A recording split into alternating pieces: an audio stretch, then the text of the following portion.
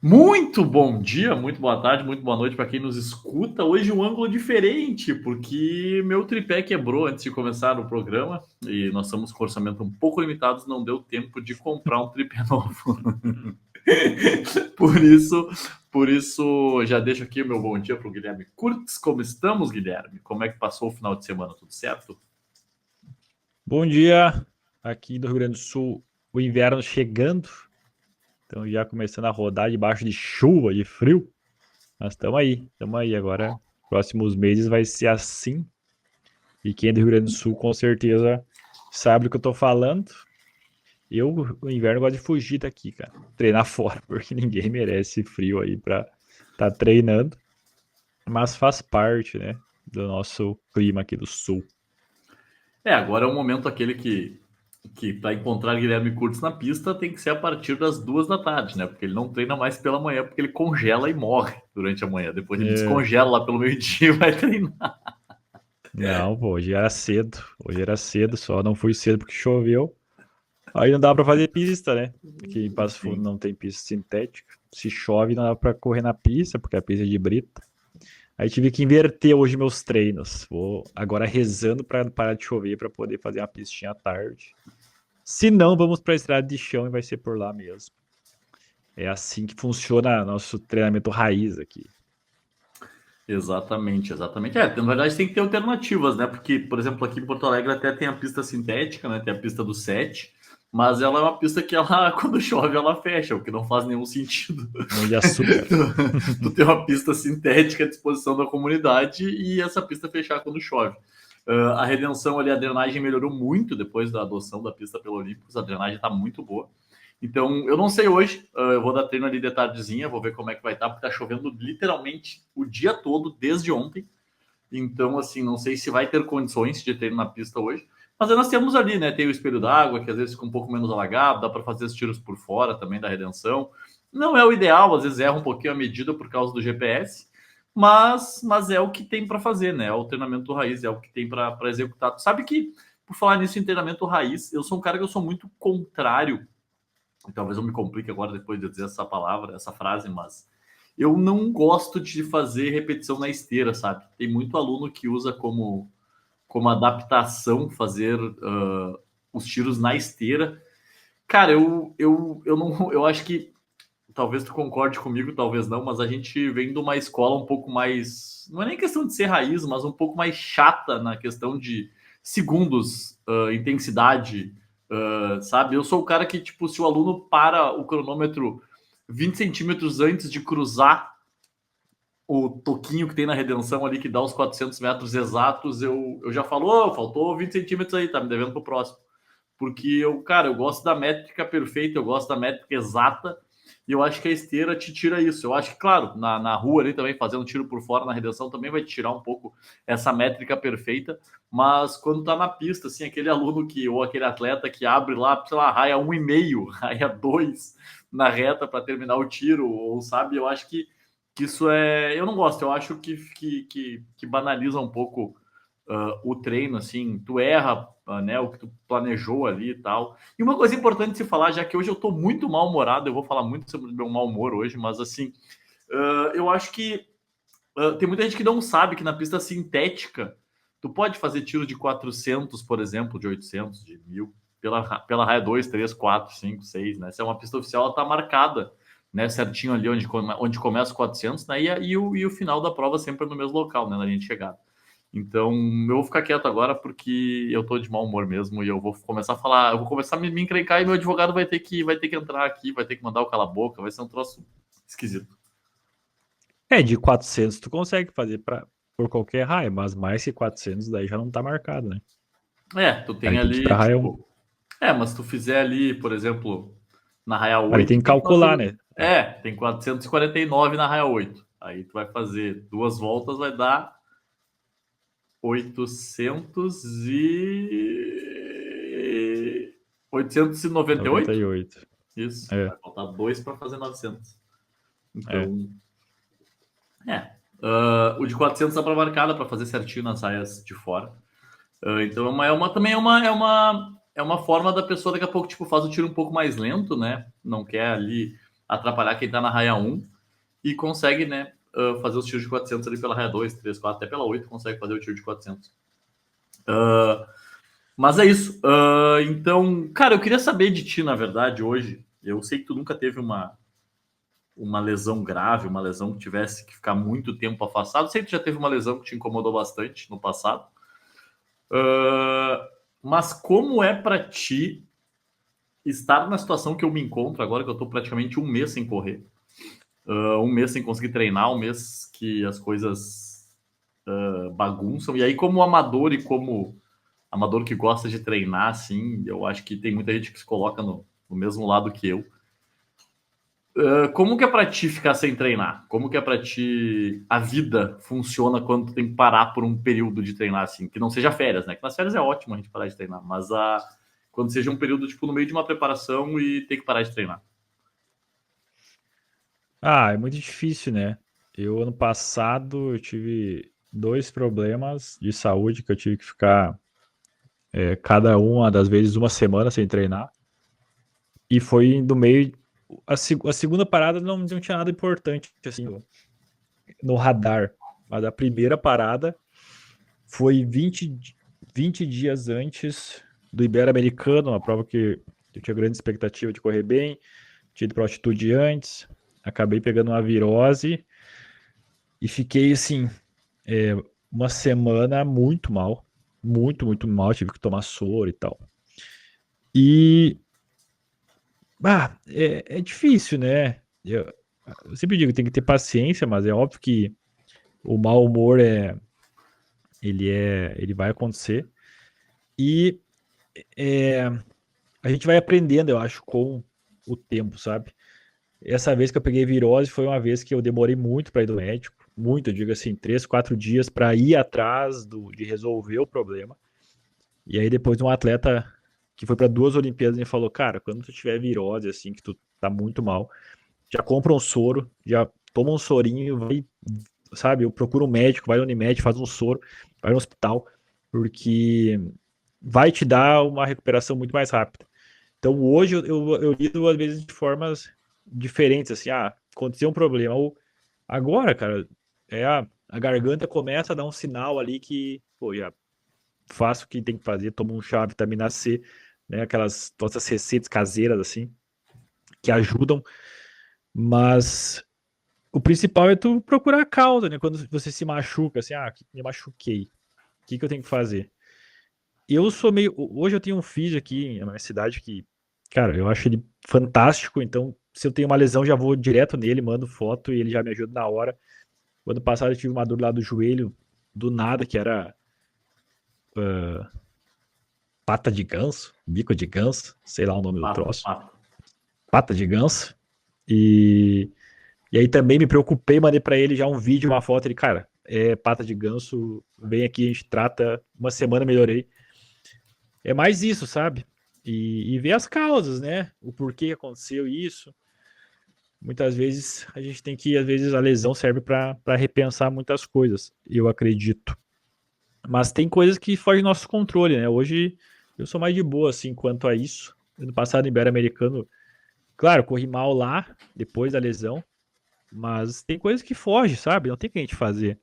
Foge do nosso controle e às vezes tem que aceitar e pensar na frente e recuperar. É muito difícil quando a gente machuca, porque a gente. Cara, eu quando me machuco, tem vezes que eu não consigo nem pensar em correr. Tipo assim, cara, não vou conseguir voltar a correr. Eu vejo as pessoas correndo na rua e falo, cara, o vídeo, né? Tu pensa assim, nossa, será que um dia eu vou voltar a correr? Aí uma semana depois tá correndo. Mas é muito louco, né? Eu tive só uma lesão que em 2015, eu fiquei 8 meses parado, tive uma lesão nas costas ali, um desgaste. E daí foi. Eu acho que o mais difícil também é o peso, né? Porque como tu não tá gastando ali todos os dias a energia, e tu come muitas vezes mais até, porque a questão da ansiedade, eu sou um cara que gosta de comer doce. Eu engordei na época 8 meses, 8 quilos. E depois, quando eu voltei, perdi, assim, meu treinador falou, cara, não se preocupa com isso, tu vai treinando, tu vai perdendo, e foi bem que aconteceu. Mas são coisas Cara, eu acho que tem que se ocupar, né? O mais difícil é isso. Tem que se ocupar, só que às vezes tem lesão que tu nem consegue se ocupar, porque tu não consegue fazer nada de esporte, né? Eu vi ontem que tu fez ali um funcional, eu acho que era esse o caminho, assim, tu tentar ocupar a mente, principalmente. E os objetivos que tem no futuro é ali desapegar, cara. Tipo, queria correr uma maratona X. Cara, ano que vem pensa que vai ter de novo. Tem outra oportunidade. Porque se a gente se apressar, eu acho que é pior ainda, porque depois tu quer recuperar rápido, às vezes tu não tá recuperado, tu volta meio machucado ainda, não 100%, tu acelera aquilo ali, aí tu corre a maratona que tu quer correr, ou a meia, ou a prova que tu quer correr, mal, é mais uma decepção. Às vezes tem que, meus planos para esse ano, cara, esquece, pensa em recuperar e depois vai indo. Na teoria é muito mais fácil, né? Na prática é difícil a gente colocar tudo isso no lugar. Mas o esporte é assim, né? O esporte é assim. Acho que depois, quando a gente conquista as coisas grandes, daí a gente vê que tudo valeu a pena. Mas eu sempre tento tirar uma lição, assim, das minhas lesões. Ou dos problemas que eu tive, assim. Esse ano eu tô muito cuidadoso nisso. Ano passado eu tive uma virose num momento bem importante da temporada. Esse ano eu tô com cuidados, assim, redobrados e, putz, eu tenho que evitar tal coisa. Tenho que evitar, talvez, comer fora, perto da competição. Vou priorizar isso, aquilo. Ou depois, aqui no inverno é difícil, porque às vezes tu treina, pega aquele frio, e tem que cuidar, porque tem treino no outro dia, tem treino de tarde, cuidar para não pegar uma gripe. Cara, o esporte é muito complexo. E às vezes, por isso que eu digo, às vezes acontece coisas que fogem do nosso controle, a gente quer entender, e às vezes nem tem uma resposta, a gente não vai encontrar uma resposta. Mas é tentar ter aprendizados nestes momentos. São difíceis, são. A gente pensa em largar.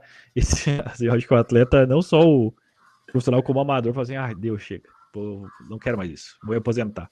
Aí tu recupera, tu já vai, já começa a treinar, já vira a página. Eu sempre digo: dorme para as pessoas. Tá decepcionada? Dorme. Outro dia tu vai acordar bem melhor, já a cabeça no lugar. Porque é a mesma coisa que é uma frustração de prova, né? A gente sai de uma prova que a gente não conseguiu um resultado que queria. Cara, acabou o mundo. Tipo assim, não quero mais isso. Não vou mais correr. Não sou bom. Não quero mais. Daí tu dorme, outro dia tu acorda já assim, não. Tô viajando, já converso com o treinador, tu vê que, tem outra prova aqui daqui 15 dias, daqui 20 dias pra tu corrigir, vai lá, corre bem. Mas acho que o esporte, as pessoas gostam tanto e para quem pratica é tão desafiador por causa disso, né? Tem esses obstáculos que, queira ou não queira, a gente tem que superar. É mais fácil, às vezes, desistir e largar, mas a gente sempre, acho que a nossa índole é de superar. E se tá com uma lesão, agora nesse momento tem que descobrir, né? Tratar. E é difícil, e nosso meio também é difícil, porque eu acho muito difícil a gente encontrar profissionais bons, sabe? Especialistas nisso, tipo, na corrida em si. Porque as pessoas generalizam muito, né? Eu vejo muito no mundo da nutrição ou até da física. As pessoas generalizam o corredor com quem faz academia, com quem faz outros esportes. E o nosso mundo é muito paralelo, né? Na questão do que a gente faz, dos tiros, dos intervalados, das rodagens, da nossa exigência. E a lesão é a mesma coisa. Acho que tu deve ter ido em alguns médicos que, putz, às vezes tu sai e tu vê que não fez sentido aquilo ali, né?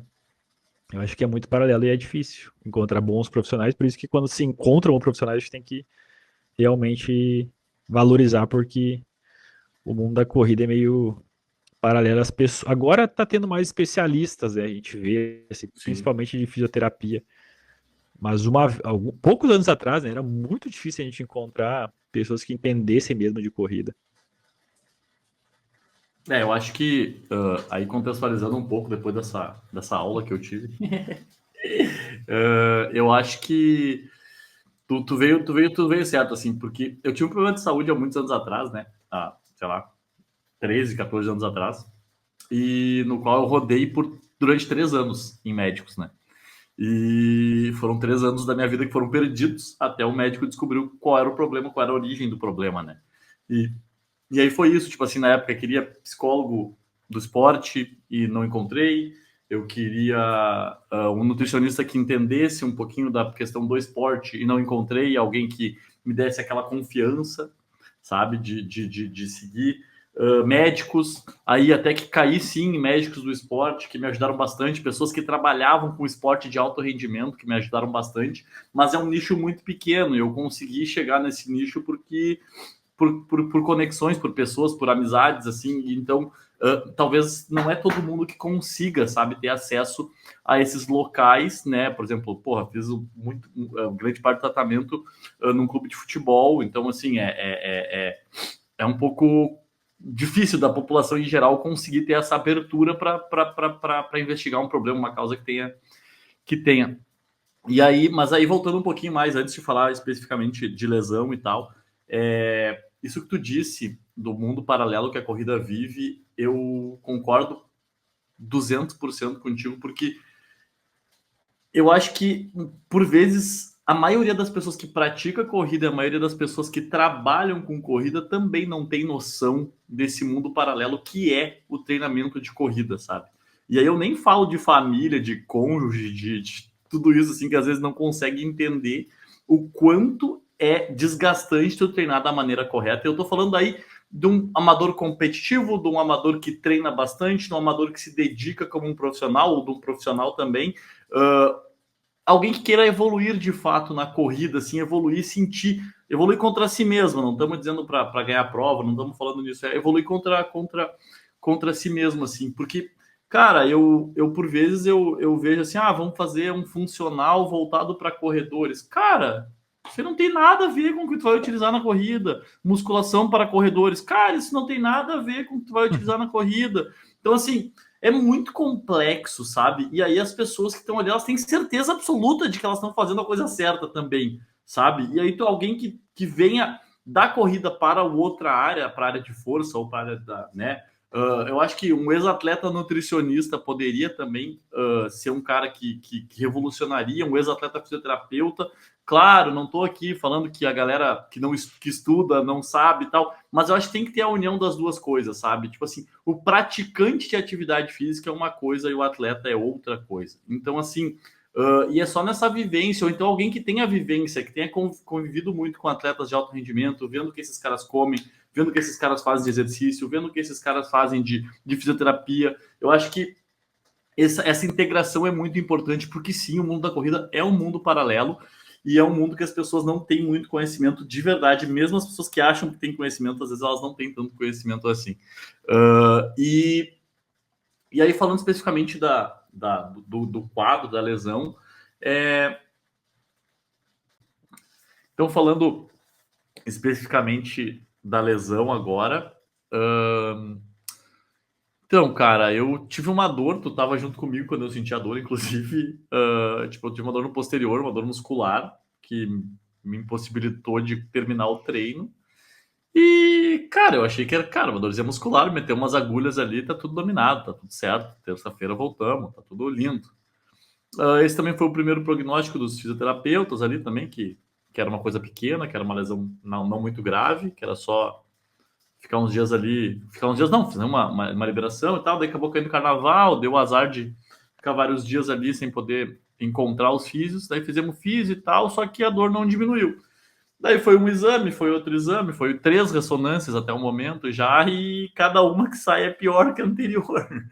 E aí acharam um monte de coisa, né? Acharam um edema ósseo, desgaste na cabeça do fêmur, um monte de coisa. Só que assim, até que ponto isso é uma coisa que todo corredor tem? Todo corredor que passa horas se exercitando e tendo impacto tem, porque assim, eu não tenho nenhuma queixa de dor, a não ser a muscular. A única coisa que me dói é o músculo, não tem uma lesão óssea, não tem uma dor no quadril que eu era para ter, não tem essas dores, sabe?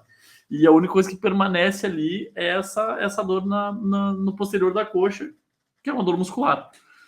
Então, assim, fui no médico também, tipo, não, tipo assim, foi uma coisa meio para e, tipo assim, parece que não se importa com a pessoa, sabe? Parece que não se importa com o objetivo da pessoa, meio que um bastantão no sentido de, vai lá, para e não vai fazer diferença nenhuma na tua vida se tu parar. Tipo assim, cara, faz, sabe?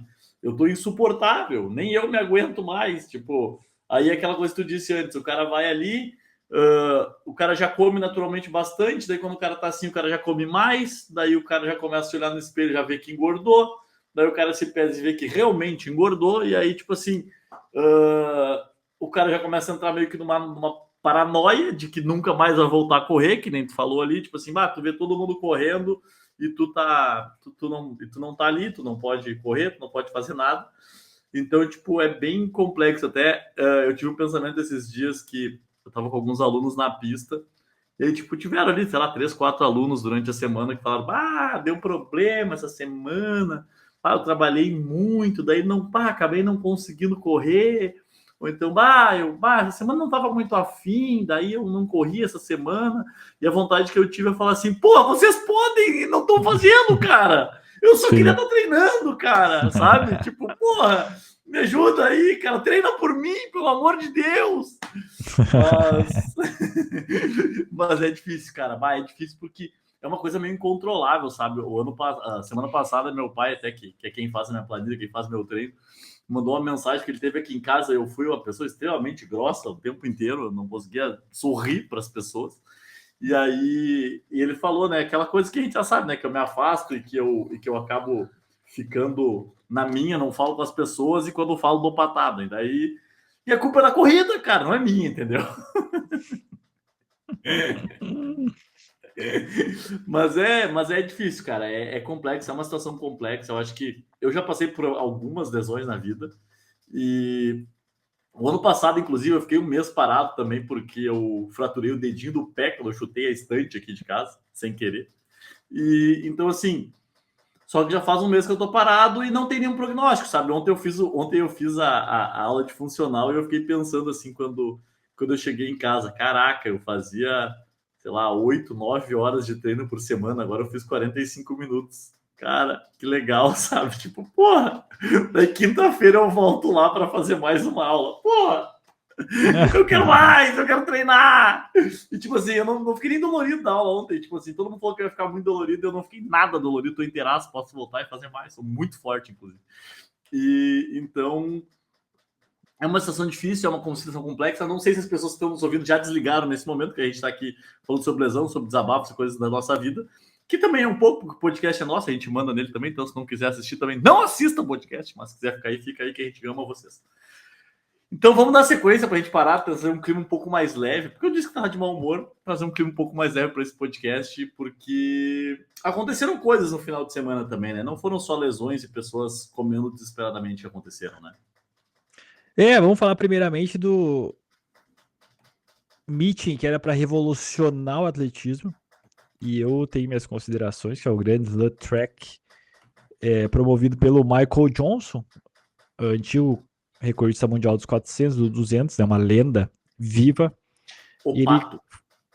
E ele tá promovendo essa competição, que terão 4 etapas. E a primeira etapa foi na Jamaica, em Kingston. Eu acredito que eles esperavam muito mais público, né? O primeiro dia, principalmente, estava vazio o estádio. Vazio, era assustador ver. Eu achei que estava no Brasil, cara. Achei que a competição era do Brasil. Ninguém assistindo. E aí, é bem estranho, sabe? A questão do público, principalmente. Não sei como foi a audiência nos países, né? A transmissão, se muita gente assistiu, mas a questão de público e do evento como um show, a Diamond League está muito à frente. Isso a gente não pode negar, porque a questão da Diamond League, assim, realmente, claro, é um evento que anos e anos e anos aí consolidado, porém é um show assim, a Diamond League, é questão de luzes, estádio lotado, público, e a questão das promoções antes, né, os atletas das coletivas, toda aquela questão de interação. E eu achei que faltou isso no Grand Slam, assim, essa questão do show, além das performances, que é muito importante para o público em si. Mas o principal do evento, né, para quem não sabe, esse meeting promovido, era a questão da premiação, que ela está vindo para revolucionar mesmo a questão do atletismo, porque um evento trazendo tanta premiação, uma premiação tão alta faz com que os outros também, né, tenham que aumentar para que esses atletas participem de ambos, ou escolham um para participar.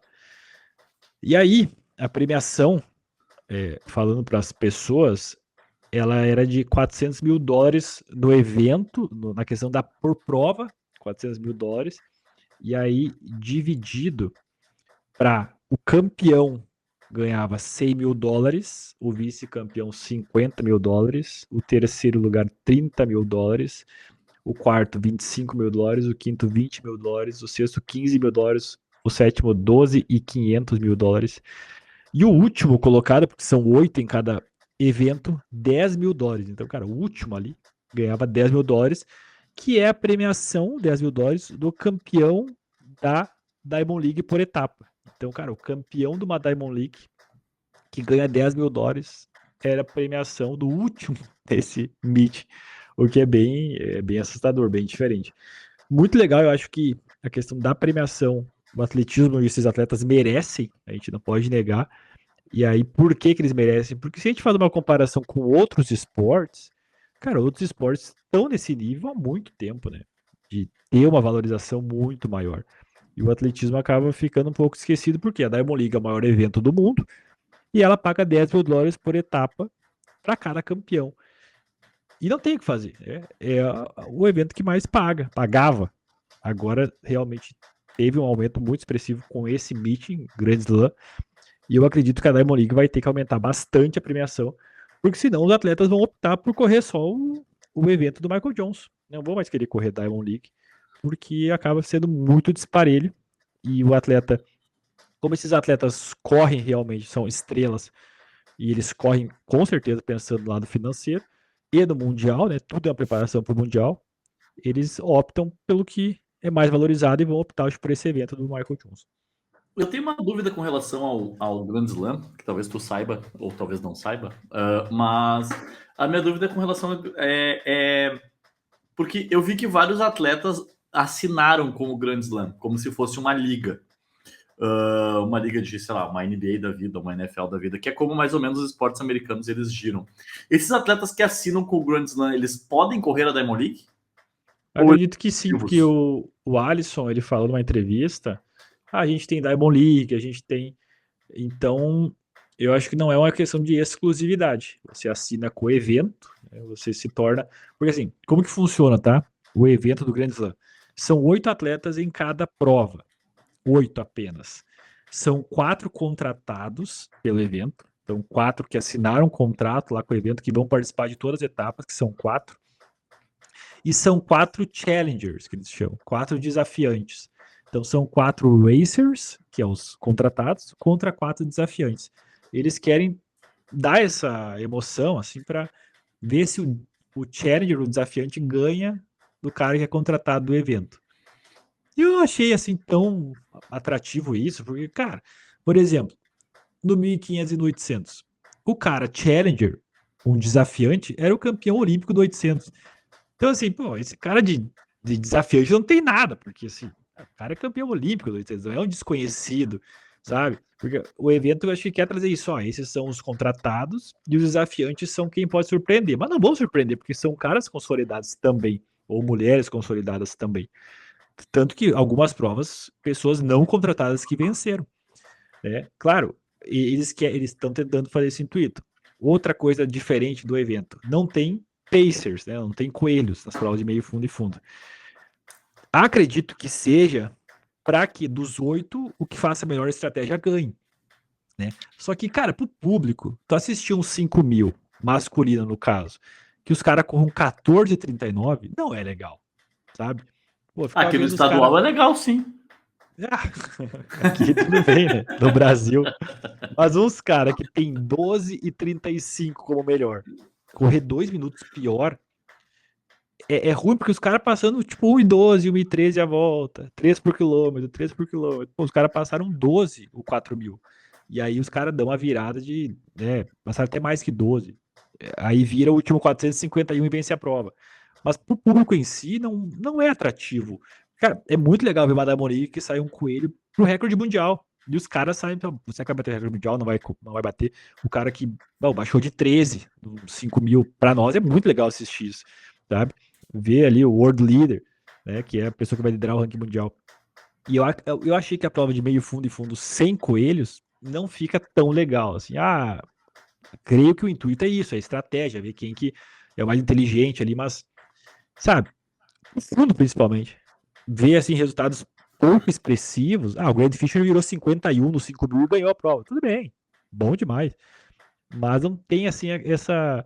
É ruim de ver os caras cozinhando tanto, assim. Os caras trotando, passa lá um 200 para 40 quase, sabe? É chato. Eu acho chato. E não tem nem a emoção da final olímpica, né? Porque a final olímpica já teve todo mundo ali se matando na semifinal, já teve um monte de coisa, né? Ali são só 8 caras. Mas assim, tem que pensar também que o Michael Johnson é o cara da velocidade, né?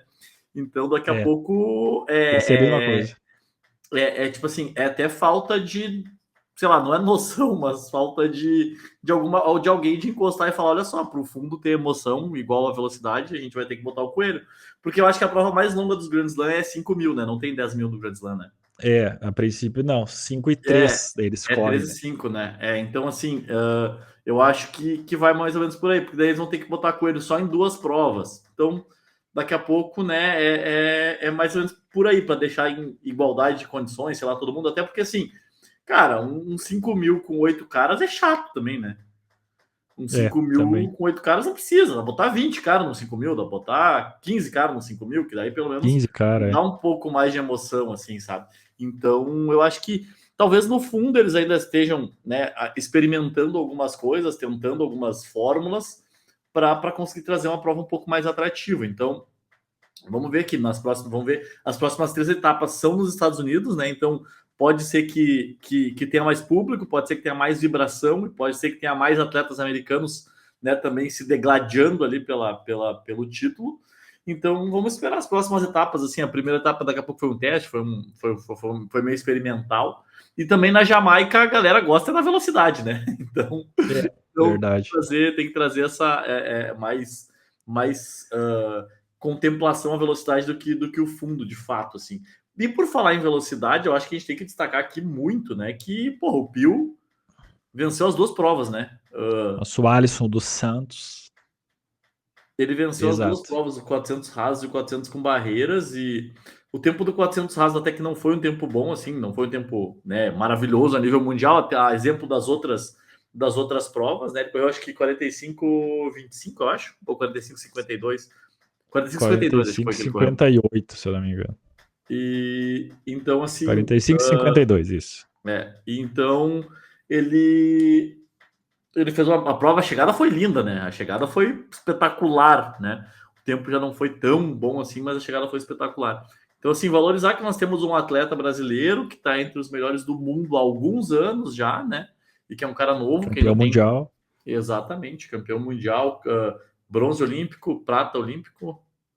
E então, assim, é um cara que a gente tem que valorizar muito aqui no nosso esporte, porque tirando o Darlan Romani, que vinha, né, nos últimos anos também ali sempre em Diamond Leagues, e Mundial Indoor, né, medalhando. Agora a gente tem também o Alisson dos Santos, ali são 2 caras que a gente tem que valorizar muito, assim, e torcer também já, aproveitando de falar do Darlan, torcer que ele se recupere logo e que logo, logo também esteja participando dessas provas.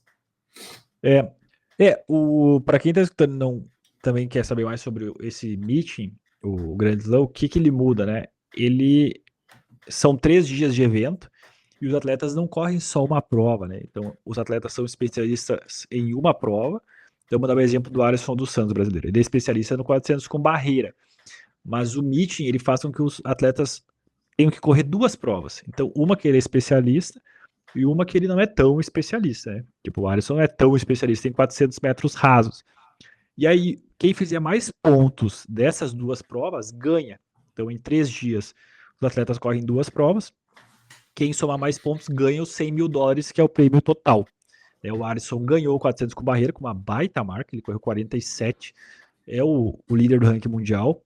E aí o 400 rasos no outro dia, ele nem precisava vencer. Se ele fosse terceiro e o cara que foi segundo no 400 com barreira não ganhasse ali uma combinação, mesmo assim ele ganhava o título no geral.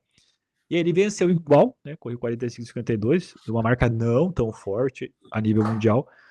Mas o importante era vencer. E aí ele ganhou esses US$ 100 mil, em que para ele, para o brasileiro, né, é bastante dinheiro. Para eles também, lá para os americanos, mas para nós, principalmente que o dólar está quase 6, é um dinheiro bem, bacana pro Alisson, que deu uma entrevista que falou que isso valoriza não só ele, mas como o treinador dele, como a equipe dele, né, que pode ser melhor pago, o treinador pode ser melhor pago, os fisioterapeutas dele podem ser melhor pago.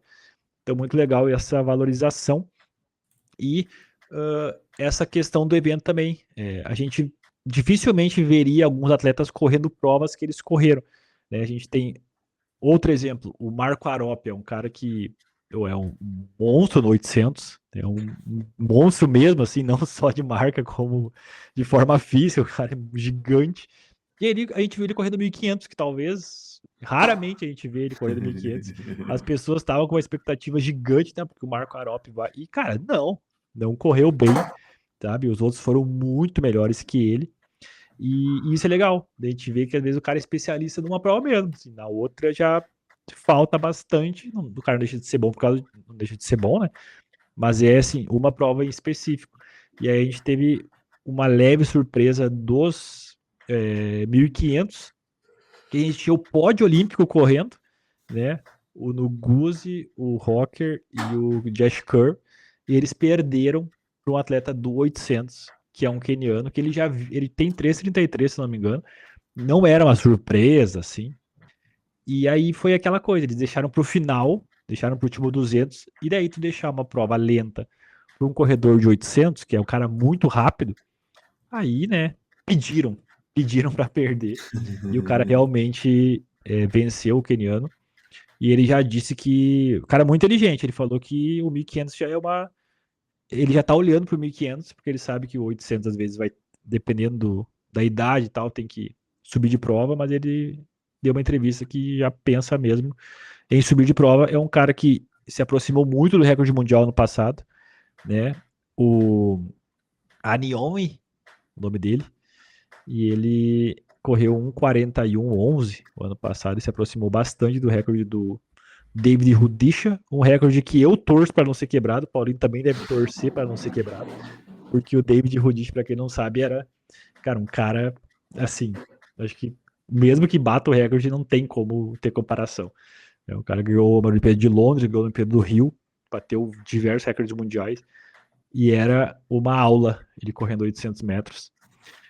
E eu acredito que foi legal pra gente ver também Sidney McCauley, que nunca corre nada correndo, né? Por $100.000 ela se obrigou a correr, né?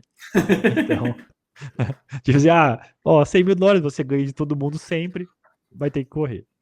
Então a gente viu ela correndo, começo do ano, né? E a gente espera que nas outras etapas aí também tenham ótimos atletas, etapas que eu acredito que as outras etapas são todas bem perto. Agora em maio já tem uma. Eu acho que é tudo meio que no começo do ano, se eu não estou enganado, assim, sabe? Então, vamos ver os próximos capítulos, mas esperamos que vá tendo uma evolução, né? No evento que a gente falou. Talvez o Coelho eles repensem, né? Botem alguém ali para dar um ritmo da prova, porque senão realmente as provas de velocidade vão ser muito legais, mas as de fundo, meio fundo, às vezes não seriam tão atrativas. Eu acho que uma parte triste também foi ter uns 100 metros rasos na Jamaica com grandes land track. Os caras correram 10,7, né? O Bednarek ganhou, o Bobrik, você viu, foi segundo, e o Zarnel Hughes da Grã-Bretanha foi terceiro, mas com umas marcas que a gente não costuma ver esses caras correndo, né? Esses caras geralmente correm abaixo de 10 com uma frequência absurda, né?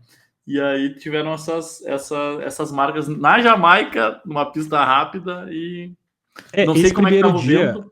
ele tava menos 1,3, esses 100 metros. Tu via assim na regata deles e no fundo tinha muito vento no primeiro dia. Então eu creio que esse 10,07, o vento menos 1,3, ele influencia bastante. Então acho que foi por isso. Até o 200 também, o 200 a Gabi Thomas ganhou com Gabi Thomas. 22,62, né? Também assim, a gente esperava um pouco mais, né? É começo do ano. A gente tem que entender também isso. A gente está em abril. Eles estão pensando em setembro em Tóquio, Sim, no Mundial. total. Mas a gente sempre espera que os caras já. Tinha gente dando palpite do chat 9,70. Os caras, pô, 9,70? Abril? Mas tem que torcer, né? Vou torcer. Eu acho que foi uma experiência, uma prova diferente, foi uma coisa, uma expectativa diferente, né, também, e com relação a, eu acho que é bem positivo. Eu acho que quanto mais concorrência tiver no mundo do atletismo para beneficiar o atleta, mais legal é. Fred Curley não correu nada também, né? Mais uma vez. Não correu bem, né? Então, pô, Fred Curley correu 10:30. Pro Fred Curley é uma coisa É. bem Que estranha, né? 20:39 ele correu no 200. Exato. Então, Quem vamos ver o correu que bem foi a Nasser do 400 com barreira. 400 com barreira não, do 400 rasos. Ela foi campeã mundial uma vez. Tu sabe quem Sim. que era? É, Sim. ela correu 48,67 no 400 rasos. Para abril é muito forte. E ela ganhou da Paulino, né? Da Sim. Marileide Paulino. A Gabi Thomas, que correu um baita 400, ela correu 49,14. Uma mulher que é especialista em 200 e 100, queira ou Sim. não queira. Para correr 49,14, cara. Pô, muito absurdo, eu achei o 400 da Gabi Thomas. Mas principalmente a Nasser ganhando da Paulina, que é a atual campeã olímpica, e correndo uma baita prova para essa época, 48,67. É uma marca muito boa. E que é líder do ranking mundial também. A Salwa Nasser, ela foi campeã mundial, eu acho que. Em Doha, eu acho, se eu não Eu me acho que foi engano. Doha, né? Eu acho que foi Doha, sim. É. Eu acho que foi Depois Doha que ela ela foi. caiu no doping. Ela ficou um tempo suspensa, acho que 2 anos ela ficou suspensa. E aí depois ela voltou e acabou. E agora tá voltando à forma física lá quando ela foi campeã mundial. Ela foi vice-campeã olímpica no 400. Isso é. Eu também. Campeã olímpica tive em 2019, foi Doha, 2019 foi Doha. Tem 2 medalhas de campeonato mundial, uma prata olímpica, campeã de várias etapas da Diamond League também. Então, é uma atleta que já caiu do doping, né? Mas teoricamente está limpa agora de novo e tá fazendo grandes marcas. E É por falar isso. em grandes marcas, acho que deixando um pouquinho, nós temos aí mais 15 minutinhos de programa, nossa, me senti um idoso agora falando programa. Nós temos mais alguns minutinhos aí, mas eu acho que a gente podia fechar essa página do Grand Slam de atletismo. Não sei se tem mais alguma coisa para falar sobre a prova, sobre as provas que aconteceram lá na Jamaica. Mas eu vou entender esse silêncio como não. E, caso não tenhamos mais nada para falar, eu acho que assim, falar um pouquinho da Maratona Internacional de São Paulo, né, que aconteceu nesse último final de semana em São Paulo, como o próprio nome já diz. E foi vencida, né, pelo tanzaniano Charles Bwai Suli no masculino, com 2 horas 13 minutos e 22 segundos, o que para São Paulo eu achei uma marca bem expressiva. Bem boa, né? Ele ganhou a prova pesada, uma prova dura para quem não sabe, e eu achei uma mecânica bem estranha de corrida dele, sabe? Ele parece que ele não estava correndo tão forte como ele estava, sabe? Uma mecânica bem diferente de correr. E deu, né? Abriu 1 minuto exatamente do segundo colocado, que é o Vestus Cheboi, que eu acho que o Vestus já ganhou, inclusive, a Maratona de São Paulo. E ele foi campeão da Maratona de Porto Alegre aqui também. Foi o segundo colocado com 2:14,22. William Kibor do Quênia com 2:18,05. Então, assim, pô, quase 5 minutos do primeiro pro terceiro colocado, o que mostra que né, não foi uma prova fácil para os outros, como foi para o Charles Sully, que fez 2:13,22. E aí o primeiro brasileiro, Ederson Vilela, com 2:18,52, mais uma maratona para o Ederson. Já Bah. falamos várias vezes do Ederson aqui, que deve correr a New Balance agora em abril, então é um cara que corre muita maratona e sempre ali abaixo das 2 horas e 20 minutos. Então, parabéns para o Ederson, primeiro colocado brasileiro na Maratona de São Paulo, e também quem fez seu PB, né, o Melquisedeque Messias, o Melk, foi quinto colocado com 2:19,23 numa maratona duríssima. Ele está inscrito aqui para Porto Alegre, para a Maratona de Porto Alegre, vem para brigar, então provavelmente ele deve estar em ótimas condições para ter feito o PB lá em São Paulo e deve continuar treinando forte para correr aqui em Porto Alegre também agora em junho. No feminino, nós tivemos aí a vitória da Vivian Kiplagat, que ela foi a campeã da maratona de Porto Alegre no ano passado. foi vice-campeã da Maratona de Porto Alegre no ano retrasado, então ela tem um histórico bom aqui no Brasil de vitórias. Ganhou com 2:39:18, abrindo muito, mas muito da segunda colocada, que foi a... Agora eu não sei como é que eu vou falar o nome dela, tá? Vou tentar aqui, o pessoal que entende... Hads. É a Hads, né? A Haregeweini Hads, atleta da Etiópia, fez 2:45:57, então, pô, muita diferença, 7 minutos quase de diferença da Vivian para Hads. E a terceira colocada, Natália Sully, do Quênia, com 2:46:58. Eulália dos Santos, do Brasil, com 2:57:08, a primeira maratonista brasileira na Maratona de São Paulo, Eulália dos Santos. E Juliana da Silva também, a quinta colocada a brasileira também, quinta colocada. Então, tanto no masculino quanto no feminino, tivemos brasileiros na quarta e na quinta colocações, e a prova contou com 4.823 concluintes na maratona, segundo informações do nosso querido Sérgio Rocha, do Corrida no Ar, porque eu abri o post dele para ler estes resultados aqui para vocês. Exato. Abrindo parênteses do Ederson Vilela, ele falou que ele ia fazer um treino até o 38. E daí, né? Cara, fundista é complicado, né? O cara chegou no 38 bem, quarto lugar, falou, vou botar um dinheirinho no bolso, né?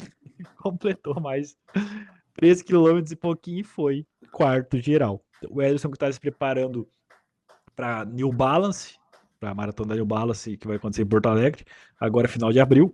Então, creio que ele está aí nos últimos ajustes para tentar correr uma boa marca em Porto Alegre. E, no geral, né, eu também achei bem bom o resultado do campeão, 2:13. É um resultado que a gente não vê todo dia no Brasil. Então, uma boa marca. Mas temos uma polêmica, né? Não sei se tu viu. Mas tu me mandou, eu não abri ainda. Os campeões da meia maratona, eles foram desclassificados. Então, a meia masculina, o Giovanni dos Santos, interminável, ele ganhou a meia, né? Havia ganho com 1:05:53. Ele abriu 3 minutos, aproximadamente 3 minutos do segundo colocado. E no feminino tinha ganhado a Jéssica Ladeira com 1:18, também uma boa marca. Só que eles largaram junto com a elite da maratona, enquanto a meia largava 2 minutos depois.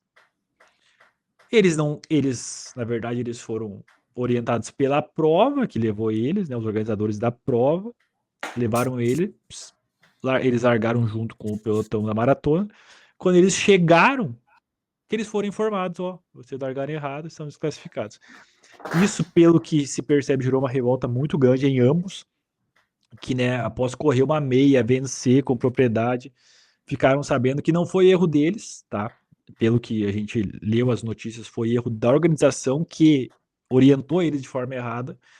E aí eles receberam depois um troféu simbólico, mas pelo vídeo que a gente viu, o Giovanni dos Santos não estava nada feliz com esse troféu simbólico, porque eles foram desclassificados. Eles não constam como campeões da meia de São Paulo. Eles receberam depois um troféu simbólico, não sei a premiação em dinheiro, como é que foi, né? Deveria ter, mas se foi pago ou não. Mas, assim, um episódio meio lamentável que aconteceu. O Giovanni, que já tinha tido um problema, acho que com a mesma organizadora da meia de São Paulo, o ano passado, né? Era a mesma organizadora da maratona? Da São Silvestre, no ano passado? Não, não era. Ah, tá, então não. Tá, então o problema que ele teve foi com outra organização, mas mesmo assim não invalida, né, esse erro bem grave aí da organização, porque o Giovanni e a Jéssica largaram em locais errados por falta de orientação da organização, que para mim também, como atleta, saber, eu acho que a marca nem deve ser validada também. Então, é assim, uma prova que tu corre, mas o resultado não valeu, a marca provavelmente não vai ser validada. E aí recebeu um troféu simbólico, mas o atleta de elite aí, o troféu é o que menos importa. Ele quer mesmo, né, muitas vezes a premiação em dinheiro e a marca em si, né, para constar ali nos registros. E às vezes até a questão do ranking brasileiro, né, liderar um ranking brasileiro. Esse ano a gente tem o Sul-Americano de Corrida de Rua, então essas marcas da meia maratona são bem importantes para os atletas, tendo em vista que os 4 primeiros vão representar o Brasil no Sul-Americano de Corrida de Rua, que inclusive já está marcado para o dia 17 de agosto, a gente pode falar mais para frente sobre isso. Mas é um erro aí bem, bem complicado e o Paulinho sabe bem porque ele organiza provas e também para o público em geral, né? Para os outros atletas que iam correr a meia, acho que influencia tudo, né? Eu acho que eu não. Eu realmente tu tinha mandado o vídeo ali agora de manhã, eu não consegui, não assisti o vídeo ainda. Não, então vou opinar meio no escuro aqui sobre o que rolou. Mas algumas coisas que me vêm em mente, assim, a prova largava 2 minutos depois da maratona. É o que consta aqui num site, tá?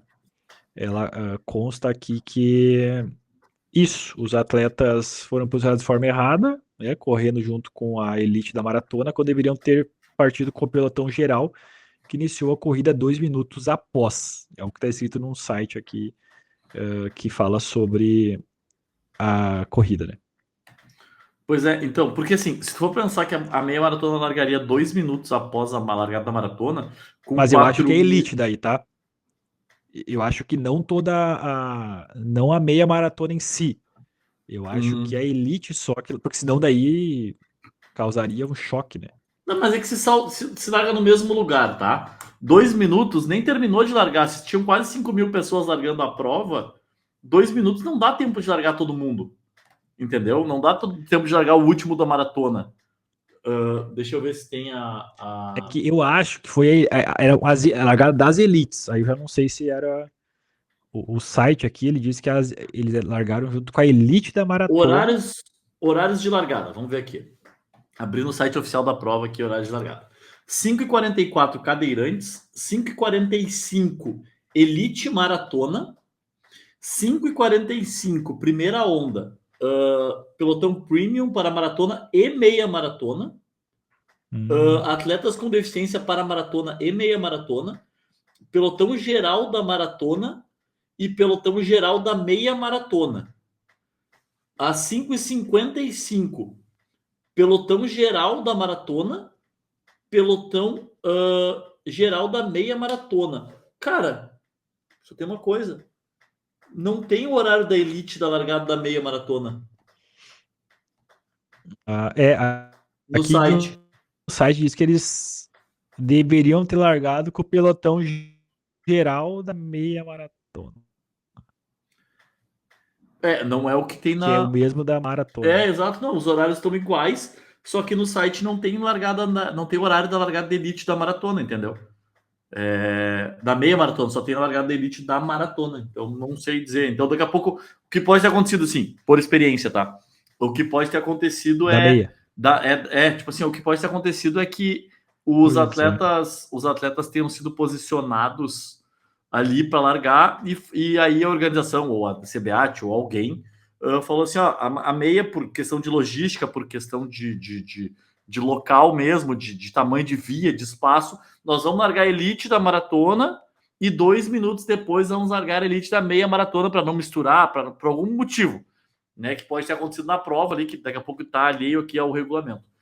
E aí fizeram isso, só que não separaram o Giovanni e a Jéssica, talvez. Pode ter sido isso, sabe? Então, não sei exatamente o que aconteceu.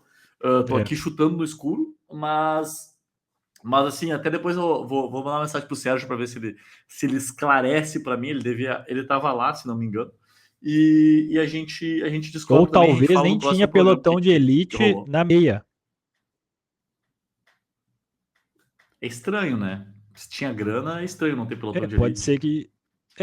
É que eu não sei também se tinha grana na meia. Porque a premiação da maratona era R$ 10.000.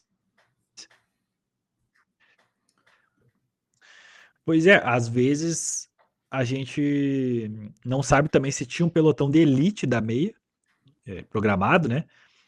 Porque a gente não tem, eu não sei se tinha premiação em dinheiro na meia. A gente pode, na próximo episódio aí, coletar mais informações, porque a premiação da maratona era R$ 10.000 pro campeão. Não sei se na meia tinha, sabe?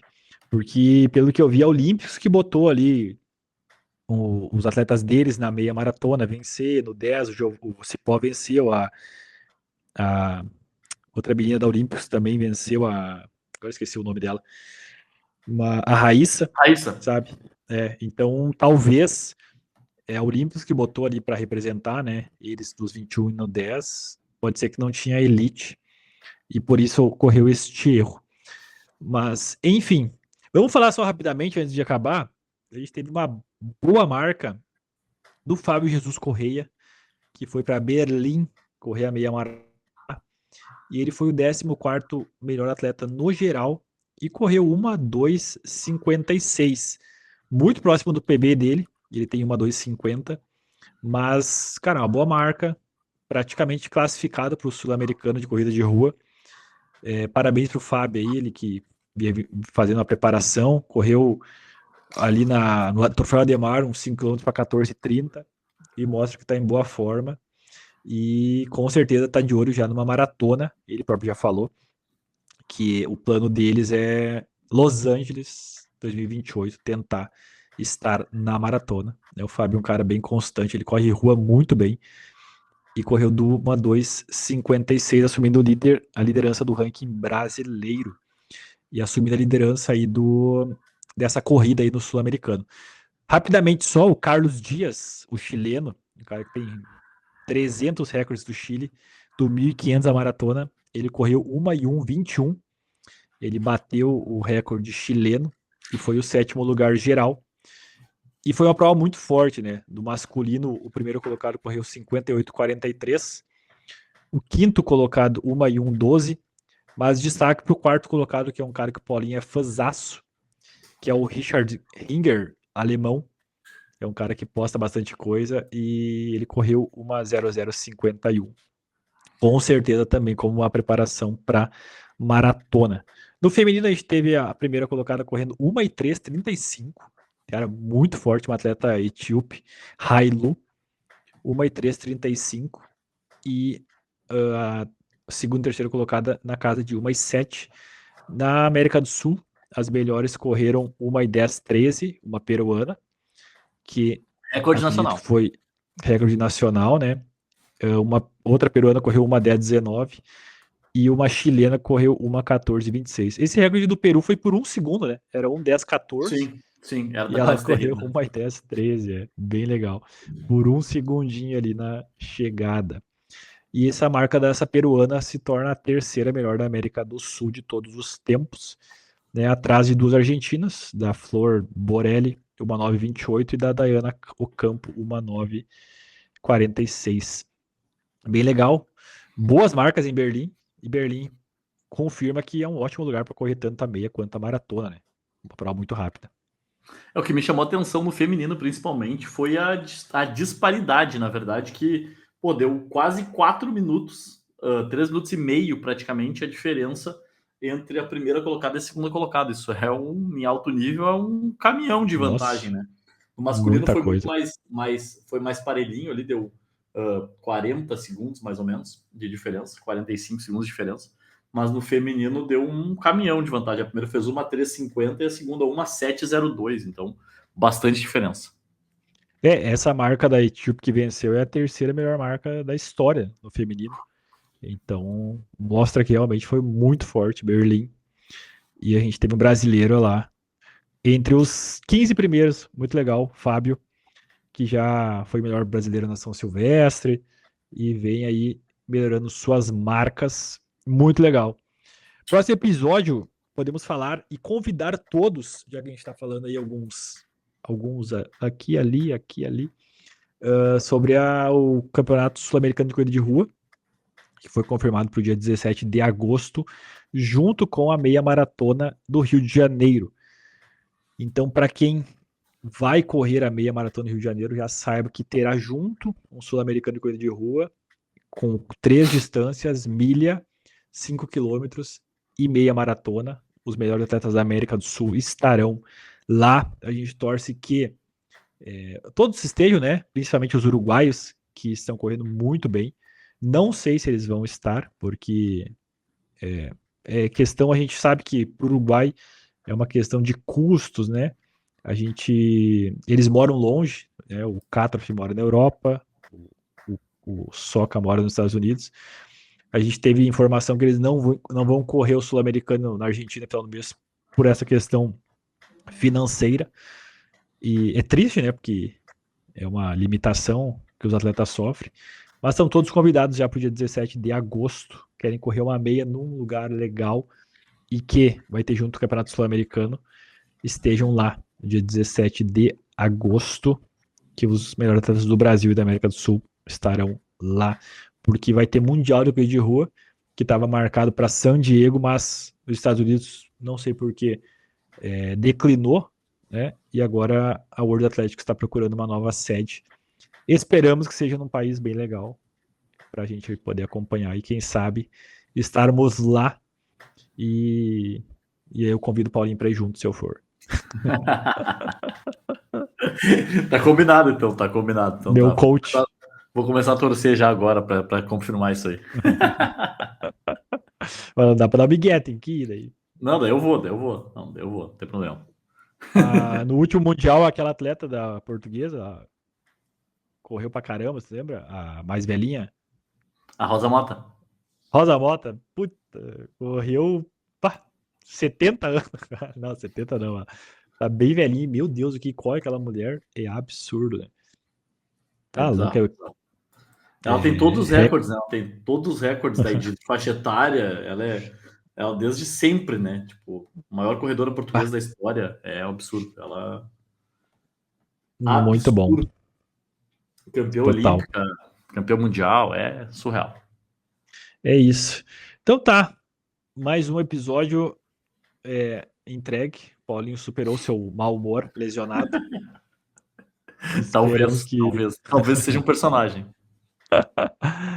E a gente vai conversando. Terça que vem estamos de volta por aqui, né, cumprindo aí o nosso combinado. E aí, esquecemos, né, Paulinho, das caixinhas. Nós vamos deixar as caixinhas para vocês na próxima semana. Quando que a gente promete alguma coisa que cumpre logo na semana seguinte, né? Isso é para segurar a audiência. Os nossos 10 ouvintes aí, mandem suas perguntas.